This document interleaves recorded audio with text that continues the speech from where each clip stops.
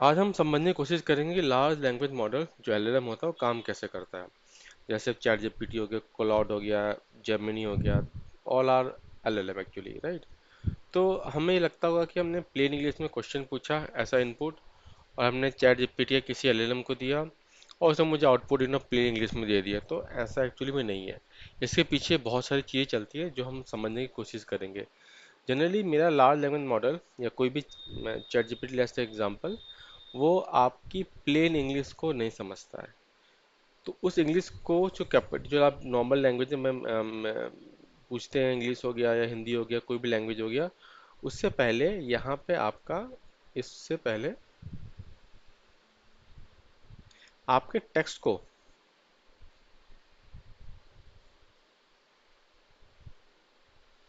आपके टेक्स्ट को पहले ये टोकन में ब्रेक करता है। जैसे मेरा क्वेश्चन है कैपिटल ऑफ इंडिया, तो यहाँ पे होगा हमारा सबसे पहला part tokenization.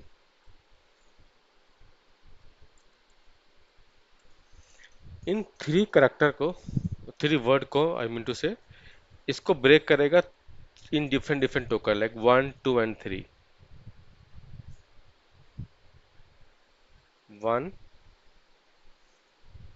2 and 3।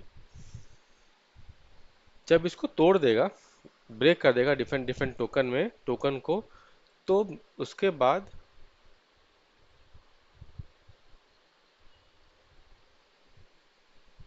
In tokens को, इसको अमेंडिंग फॉर्म में ब्रेक करेगा।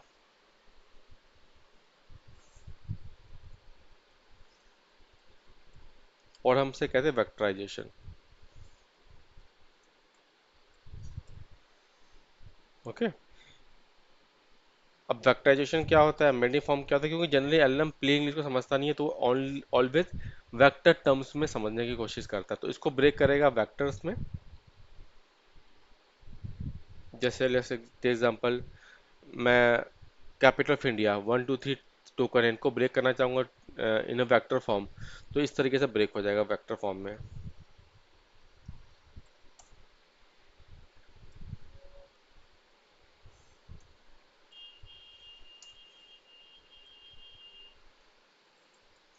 ये वेक्टर फॉर्म मेरे एलएलएम को डायरेक्टली ट्रांसफर किया जाएगा।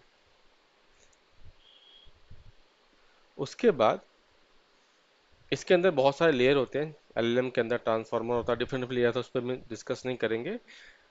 इन आज हम ये समझने की कोशिश करेंगे एलएलएम ऐसा इनपुट किस फॉर्म में चीज़ों को लेता है और क्या समझता है। तो इनपुट को पहले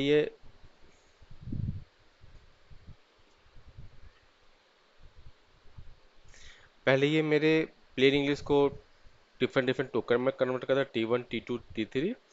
फिर इन टोकन की अमेंडिंग करता है, वेक्टराइजेशन करता है इन वेक्टर फॉर्म में, और इस वेक्टर फॉर्म को ये मेरे एलएलएम को डायरेक्टली देता है, और एलएलएम इसको प्रोसेस करता है। बहुत चीज़ें होती है, ट्रांसफॉर्मर होती है, डिफरेंट डिफरेंट थिंग्स होती है, उस पर हम डिस्कस नहीं करेंगे। जब इसको ये प्रोसेस कर लेता है पूरे मेरे क्वेश्चन को, मेरे अमेंडिंग फॉर्म को, वेक्टर को, तब ये फाइनली मेरा एक टोकन जनरेट करता है, जिसे हम फाइनल टोकन बोल सकते हैं। फिर इस टोकन का होता है डी टोकनाइजेशन।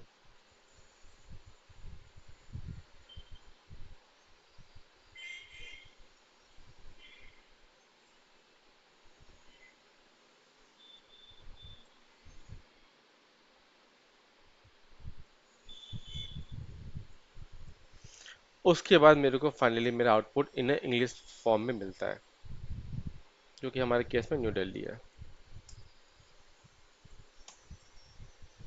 ओके। अब हम रियल टाइम में देखना चाहेंगे कि अमेंडिंग और या फिर वेक्टराइजेशन क्या होता है। लेट्स एग्जांपल, मैंने सेम क्वेश्चन पूछा